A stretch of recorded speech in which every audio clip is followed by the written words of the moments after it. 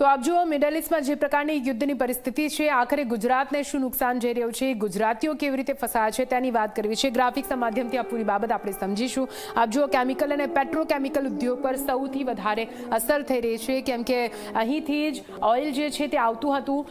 80 થી 90% ઓઇલ આપણે ઈરાનથી લેતા હતા। કેમિકલ બનાવવાનું રો મટીરિયલ હવે મોંઘું થશે, કેમ કે જે રીતે ઈરાને જે રસ્તો હતો તે બંધ કરી દીધો છે, તેના કારણે અહીં ભરૂચ, અંકલેશ્વર, દહેજમાં મોટા પાયે જે ઉદ્યોગો છે તેને મોટું નુકસાન જવાની એક આશંકા વ્યક્ત કરવામાં આવી રહી છે। કેમિકલ ફેક્ટરીઓની ઉત્પાદન કિંમત પણ વધશે। અહીં આપ જુઓ ઉત્પાદન કિંમત વધવાની સાથે અહીંયા મોંઘવારી પણ વધશે। પ્લાસ્ટિક અને કલર ઉદ્યોગને અહીંયા મોટી અસર થશે। આ નેગેટિવ ઇમ્પેક્ટ જે આગળ જઈને ખૂબ જ મોટું સ્વરૂપ લઈ શકે છે। હીરા અને ઝવેરાત ઉદ્યોગને પણ માઠી અસર પહોંચશે। અલગ અલગ ઉદ્યોગો છે તેને કઈ રીતે નુકસાન થશે તેની વાત કરી રહ્યા છીએ।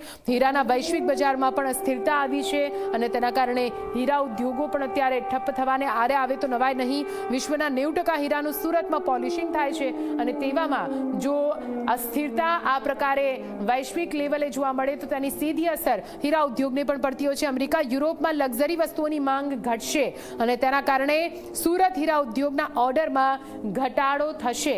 અહીં ઘટાડો કેમ થશે આપ વિચારો, કેમ કે એ પ્રકારની પરિસ્થિતિનું નિર્માણ થયું છે।